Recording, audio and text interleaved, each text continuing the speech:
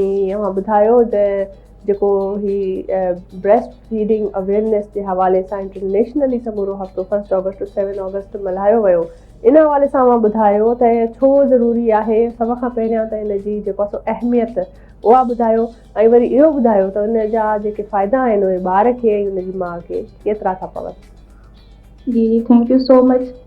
मां इतां ई शुरूआत कंदमि त ब्रेस्ट फीड प्रोमोट करणु तमामु बेबीज़ में मदर लाइ बेबी लाइ बायोलॉजिकली ॾाढो बेनिफिशियल आहे।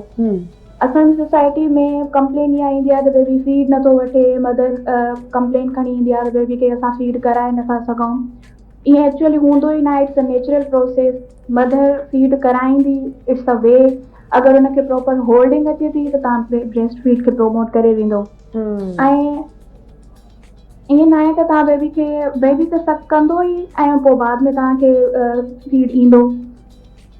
बिल्कुलु ईअं ई आहे। अच्छा, असल में इन में छा आहे त जेके अक्सर असां वटि डिलीवरीज़ थींदियूं आहिनि उन में वरी मदर खे को पेन हूंदो आहे, उहा प्रॉपर तरीक़े सां उहा वेही न सघंदी आहे। ख़ासि तौर ते शुरूआती पहिरियों हफ़्तो जेको आहे उनखे रिकवर करण में टाइम लॻी वेंदो आहे। छो त ज़ाहिर अगरि उनजो सी सेक्शन थिए थो त उनखे उनजी पंहिंजी उन हिसाब सां तकलीफ़ थींदी आहे ऐं वरी नॉर्मल पहिरें हफ़्ते ताईं ॻाल्हि था कयूं त पहिरें हफ़्ते ताईं मदर जो पेन आहे, पर ब्रेस्ट फीड प्रोमोट करण लाइ after baby berth as soon as possible within 1 hour 1 hour is counted as a golden hour. तव्हां हुन गोल्डन आवर में बेबी खे फीड कराईंदो, उन में बि तव्हांजो पहिरियों अधु घंटो ई आहे, उन में तव्हांखे बेबी खे इनिशिएट कराइणी हूंदी आहे। असां जेके बि LACS में मदर्स अचनि थियूं या नॉर्मल डिलीवरी में अचनि थियूं, LACS वारी मदर जो बि जेको एनेस्थीसिया वारो प्रॉब्लम हूंदो आहे उहो विदिन 2 hours में ख़त्म थी वेंदो आहे। उहो ॿार खे फीड कराए थी सघे। She can sit, she can walk, she can do what ever she can.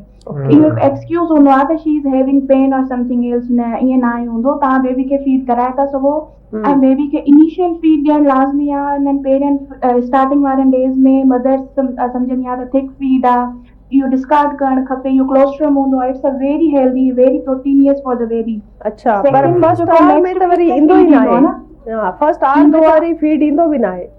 न, फर्स्ट आवर में इन जे लाइ न ईंदो आहे त फीड जी स्टिमुलेशन बेबी जी सकलिंग हूंदी आहे। जेसीं ताईं सक न थींदो तेसीं ताईं फीड न ईंदो, फीड पाण न ईंदो। असांजी पिट्यूटरी खे, हाइपोथैलेमस खे सिग्नल खपंदो आहे त देयर इज़ अ रेस्पॉन्स, ॿार करे तो, सकलिंग आहे, हाणे हुनखे फीड करणो पवंदो।